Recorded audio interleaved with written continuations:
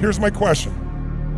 If I asked you, there are two things you could focus on, what you have or what's missing. Which one do you spend more time focusing on? Shout it out. You can hear in the room, you were not taking a poll, one is dominant. Raise your hand if you focus more on what's missing. Raise your hand nice and high. Keep your hands high and look around this room. It's about 95% of the room. Now I have a simple question for you. It's a really important question. It's a simple one, but an important one. Just think software, don't think personality. If your brain is constantly focusing on what's missing, how can you ever sustain happiness no matter how successful you become? It is impossible. Raise your hand if you see this. And it's dominant in this room because most of you, how many consider yourself to be an achiever? That's part of who you are as an identity. So as an achiever, looking for what's wrong for a moment so you can fix it can be a good thing. But what happens is it becomes a habit, and then it doesn't matter how much you achieve, you're not happy. You know how many multi-billionaires, you know how many entertainers with their Oscars or their Emmys or their Grammys that I work with, who you think would be the happiest people in the world? They're worth almost $1 billion, some of them. They're the best in the world at what they do. Everybody loves them, and they're miserable. I get the call, and why is it? It's because they keep focusing on what's missing no matter what they have. That's one pattern this weekend. If you only change that, would change your life. I've learned to study people before I react, because there's no successful person in the world who's in a good headspace that's gonna ever attack anyone in that kind of manner. There's always gonna be something wrong with them. So you gotta always dive a little deeper before you get your feelings hurt, before you get your feelings hurt by that bully at school or that boss at work. Take time. Take that 1 second to pull back and study them.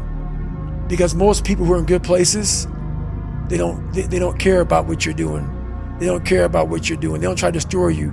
They actually will try to build you up versus destroy who you are as a person. So that's where I'm at now in life, is most people who do that, they're in a very dark, dark place. What happens when you focus on what you have? You feel alive. You feel no scarcity. You feel joy. How many of you have lots of things in your life that if you focused on it, you could feel grateful for, you could feel excited about? How many got lots of things like this now? Say I. But it doesn't exist unless you focus on it. And we all have patterns of focus. The second question is, what does this mean? Because the minute you focus on something, you have to give it a meaning. Is this the end or the beginning? Is God punishing me? That's why this problem happened? Is God challenging me? Or is this problem a gift from God? See, if you think it's the end of a relationship, are you gonna feel the same way, act the same way as if you think it's the beginning of a relationship? Yes or no? No. The meaning changes the answer to the third question, which is, what am I gonna do? Because meaning equals emotion. Whatever you give a meaning, you're gonna have a feeling. If you think God is punishing you, you're gonna have a very different feeling from that meaning than you think God is challenging you or this problem is a gift from God. How many follow here? Say I. People oftentimes have trouble in their relationship. You know why? In the beginning of a relationship, what's your focus? Are you trying to get them to give you things? Is that the primary focus? When you really love somebody, what will you do for them? Shout it out. What will you do? What will you do? What will you do? If someone says to you, would you take out the trash? Go take out the trash. What else can I do for you? In the beginning.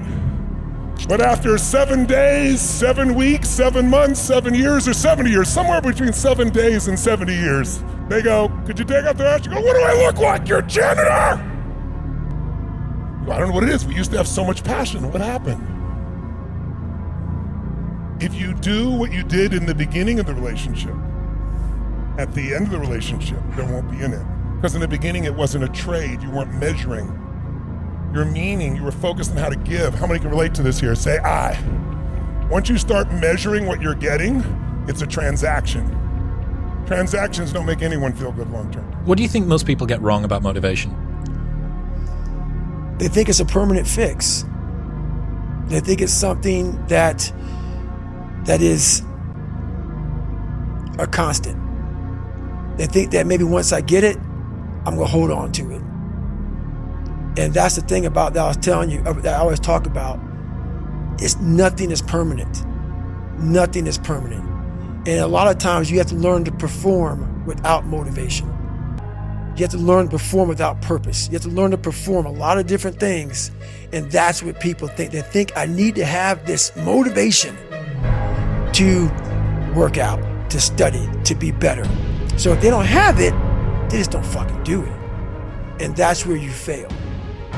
You have to learn to train your mind well beyond motivation. If you have motivation, that's great. That's some kindling to the fire. All it takes is a little bit of fucking spark, you can burn a whole forest up. But motivation, you have to learn to exist without it. You have to learn to be, you have to be your best self when you're least motivated.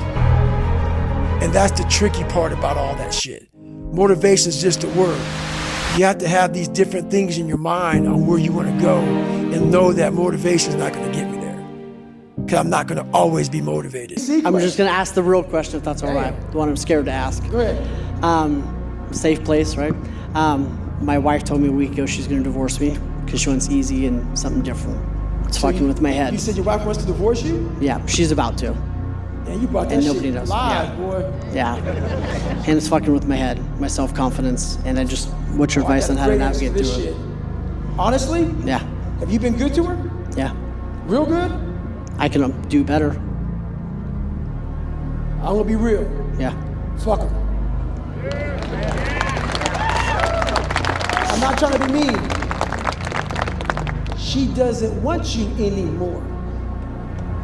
Okay? Yeah. That's a hard reality. Yeah. I've had several motherfuckers not want me anymore. And it hurt, lost weight, gained weight, couldn't sleep, crazy. While that motherfucker's out there getting ass, chilling out, going to club, and I'm fucking miserable, wasting time while she's living.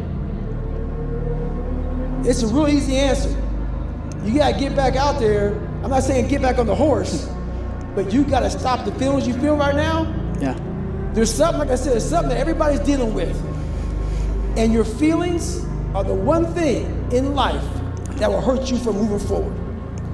It'd be different if she still loved you. Yeah. And there was an issue going on. If she wants to divorce you, she's done with you, man. Suck that shit the fuck up and move on. Seriously, there's no answer for that. Okay. You're a good man. I can tell you're a good man, and it hurts. That shows what kind of man you are, which is why you say, we're good, man. Have a good life. Call her tonight. We're good. I'll give you the fucking divorce, and you step out, because there's a whole bunch of women who like your fucking ass. I guarantee that. And discipline's good too, but without a clear headspace, there's no discipline. What do you mean? So, let's say we have a circuit breaker, okay? And I'm loading everything up to one fucking circuit. Just load it up. It's gonna fucking blow. And once that thing blows, man, the circuit's all fucked up. You gotta have each thing plugged into the right spot, like a fucking crowded garage. You can't put anything in it. Once your brain is crowded, discipline is great. Motivation is great. But if you can't fit shit in your brain because it's all fucking cluttered with shit, there's no discipline. You may have it sometimes when it fits in that crowded garage of your mind, but you don't have the consistency that you need to have with that discipline. So what are you talking about here? Are you saying doing self-work and reflecting on you as an individual? Are you doing therapy? I call it mental zones. I don't get into it much because it would be here all day. But basically, is you're organizing your mind so you can put that discipline. So a lot of people talk about discipline. Okay, great. Why do you fall off the fucking wagon? Why can't I continue with this routine? Going to the gym, being better, waking up early, eating the right foods. It's because maybe it's your kids, maybe it's your wife, maybe it's your job, and it's all just stuffed in your fucking brain. You don't have it compartmentalized and organized in these nice shelves. Like you look in the garage, it's all fucking a nice organized militant garage. Hey, where are my dumbbells? Right there. A lot of people whose brain, hey, where's my dumbbells? Let me look. They're fucking throwing shit, they're looking through totes, they're all fucked up. So where am I gonna put discipline in that mind if I can't find other shit? You gotta be able to find all these different things in your mind. Oh, I can put discipline right there. I can put consistency right there. I can put all these things right there in that spot. So that's what I'm talking about. If your life is not organized, and your life being everything around you, because it takes one little fucked up piece of an outside interference to clutter your whole mind. Because it's on such a knife edge. That's right. And people don't get that. Your mind has to always be clear. That's why I meditate 2 hours every single night. Because I refresh, I reorganize the garage, which is my mind, every night. So then discipline's in there, organization, everything is in this right spot. So when I wake up, I'm ready to go.